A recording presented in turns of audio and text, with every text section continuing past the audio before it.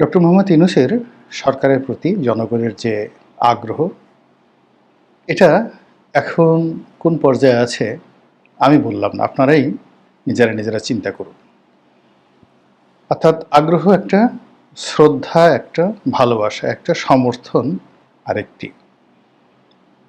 হাসিনার যে জমানা এবং তার যে দুঃশাসন, সেই দুঃশাসন থেকে বাঁচার জন্য গত 10টি বছর ধরে, আরও বেশি সময়, 2012 সন থেকে একেবারে 24 বলতে গেলে এক যুগ ধরে আমরা অথই সাগরে হাবুডুবু খেয়েছি।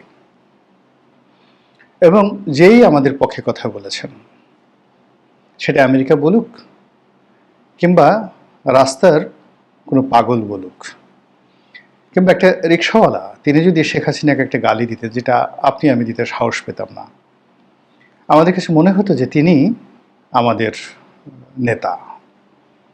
আমরা একসময় সেফায়েতুল্লাহ সেফুকে নেতা হিসেবে অনেকে মেনে নিয়েছি। তার অকথ্য এবং অশ্রাব্য ভাষার গালাগাল শুনেননি এমন কোনো ভদ্রলোক নেই বাংলাদেশে। স্বামী স্ত্রী দুজনে বসে বসে তিনি যে শেখ হাসিনাকে গালিগালাজ করতেন, এটা অনেক স্বামী স্ত্রী বসে বসে শুনতেন আর খুনসুটি করতেন। একইভাবে ঠিক এই সেফায়েতুল্লাহ সেফুর জনপ্রিয়তার কারণে পশ্চিমা দুনিয়াতে অনেকগুলো সাংবাদিক নামধারী কিছু তরুণ ইউটিউবার, তারাও ঠিক এই গালাগালি, অশ্লীলতা, অশ্রাব্যতা, যৌনতা, এই বিষয়গুলোকে একদম সামনে এনে যা মুখে আসে তা বলে মোটামুটি তাদের একটা ভক্ত এবং অনুরাগী তারা গড়ে তুলেছেন। ফলে আমাদের এই সমাজ এখন শালীনতা, তারপরে সুশীল, এরপর ভালো কথা, এই জিনিসগুলোর পরিবর্তে কাউকে গালাগাল দেওয়া, কাউকে ছোট করা এবং অধৈর্য হয়ে পড়া, এটা আমাদের একটা মানসিক রোগে পরিণত হয়েছে। আজ খুব অল্প সময় গেল, এই অল্প সময়ের মধ্যে যদি আপনি প্রশংসা করতে চান ডক্টর মোহাম্মদ ইউনূসের যে অর্থনৈতিক পরিকল্পনাসমূহ, তিনি এবং তার অর্থ উপদেষ্টা ডক্টর সালাউদ্দিন এবং বাংলাদেশ ব্যাংকের গভর্নর, তিনজন মিলে মোটামুটি অল্প সময়ের মধ্যে একটি ভঙ্গুর অর্থ ব্যবস্থাকে যতটুকু সফলতার দ্বার প্রান্তে নিয়ে এসেছেন, এটি নিঃসন্দেহে প্রশংসনীয়।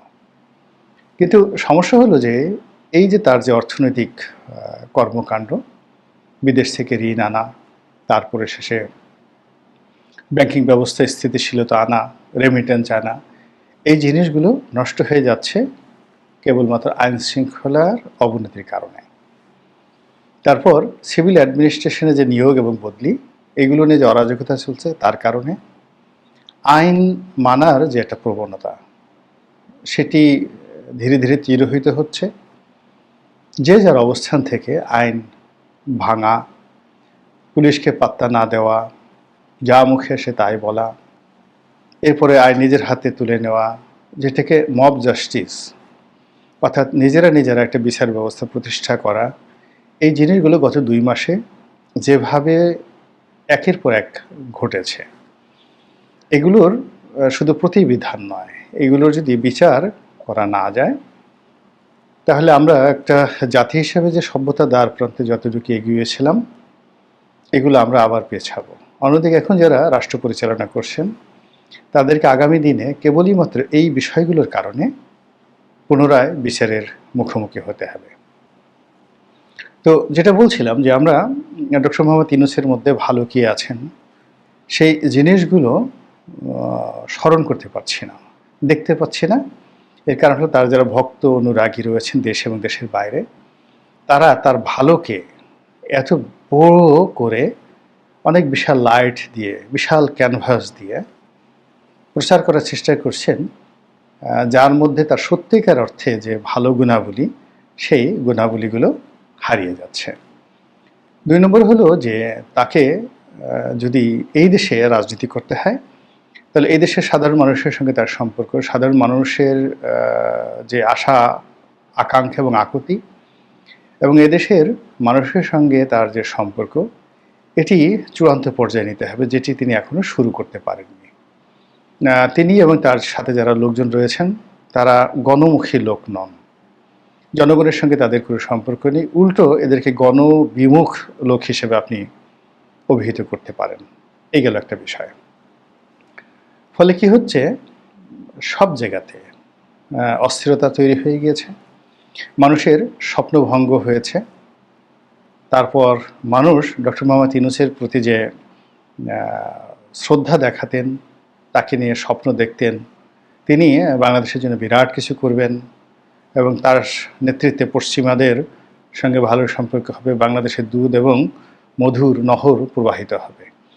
এই জিনিসগুলো এখন এতটা ফিকে হয়ে গিয়েছে যে এইগুলো এখন শুনলে বেশিরভাগ মানুষ বিরক্ত হয়ে পড়েন।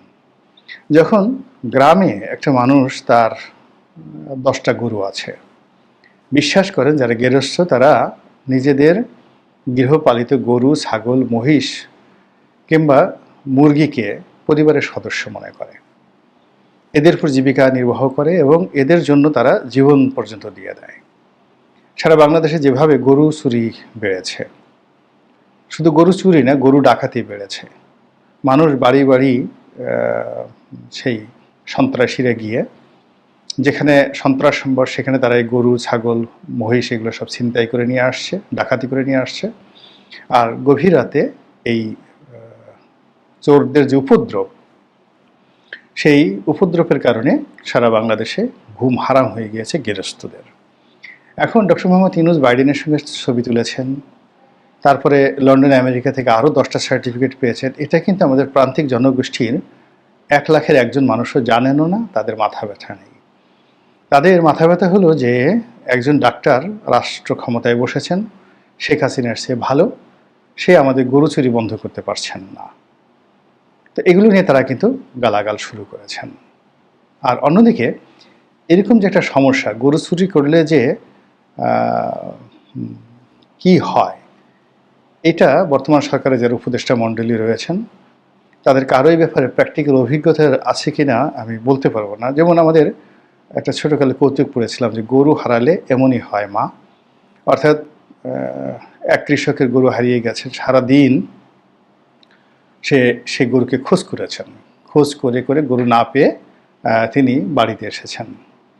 বাড়িতে এসে তিনি কাউকে চিনতে পারছেন না। তিনি তার নিজের স্ত্রীকে বলছেন যে মাগো 1 গ্লাস পানি দিন তো। এখন সেই যে গৃহকর্ত্রী তিনি বলছেন যে তওবা তওবা আস্তাগফিরুল্লাহ, এটা কি ধরনের কথা, নিজের স্ত্রীকে কেউ মা বলে? তখন সেই গৃহস্থ বলে ওঠেন চিৎকার করে যে মাগো গরু হারালে এমনি হয় মা। এই হলো আবহমান বাংলায় আমাদের যে গৃহপালিত জন্তু জানোয়ার রয়েছে তাদের সঙ্গে মানুষের অ্যাডাপশন।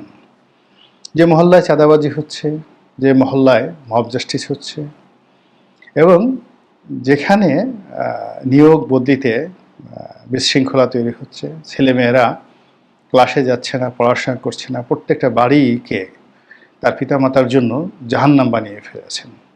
একটা পরিবারে যদি 2-3 করে সন্তান-সন্ততি থাকে এবং তারা এই রাষ্ট্রের সঙ্গে পাল্লা দিয়ে যদি তারা নিয়ন্ত্রণহীন হয়ে পড়ে, ক্লাসে না থাকার কারণে, বিশ্ববিদ্যালয়ে না যাওয়ার কারণে বা গত কয়েক মাসের অবিরত যে বিরতি, এর কারণে দেখা যাচ্ছে প্রতিটি পরিবারের মধ্যে এক ধরনের অশান্তি তৈরি হয়েছে। তার সঙ্গে গার্মেন্টস, তারপর অন্যান্য শিল্প কলকারখানা, ব্যবসা বাণিজ্যের যে মন্দা, সব মিলিয়ে মানুষের মধ্যে একটা ত্রাহি অবস্থা।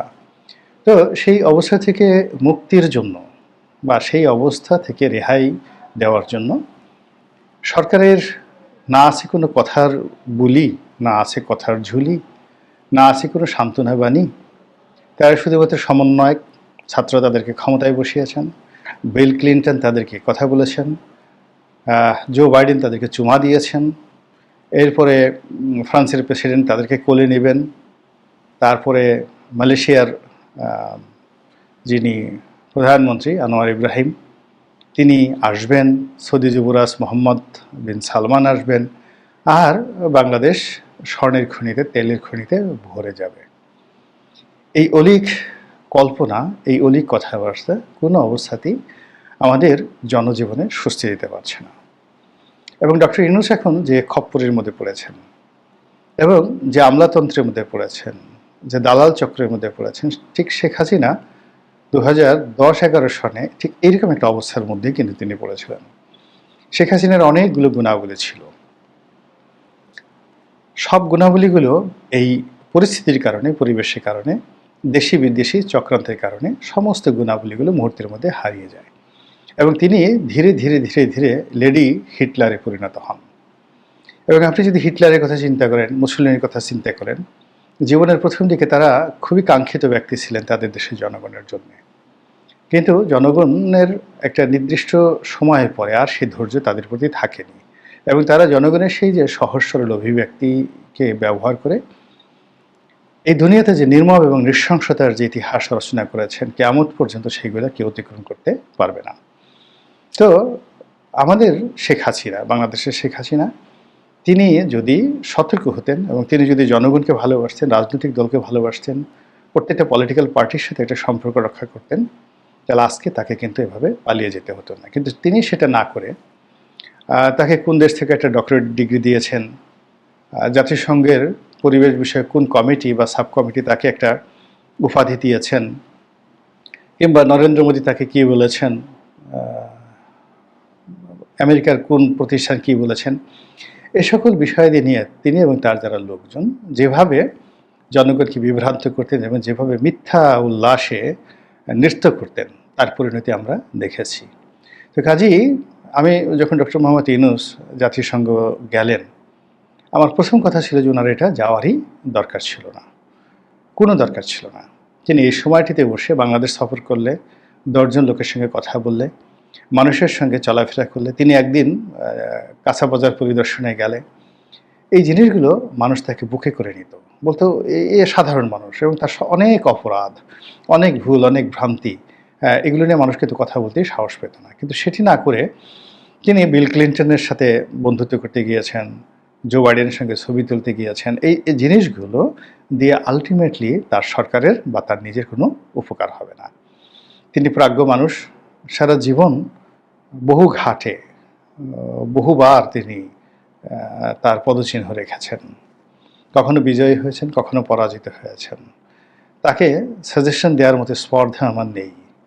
আমি আমার সাদা চোখে যে জিনিসগুলো দেখছি, সেক্ষেত্রে আমার মনে হয়েছে যে তিনি বাংলাদেশের যে পরিচিতি বা বাংলাদেশের যে গর্ব, বা doctor Mohammad Yunus Nobel laureate হিসেবে যে খ্যাতি এবং দ্যুতি সারা দুনিয়াতে ছড়িয়েছেন, তার এই সকল সফলতা যেন জীবন সায়াহ্নে এসে কোনো অবস্থাতেই বিরূপ পরিস্থিতিতে না পড়ে, এতটুকুই কামনা।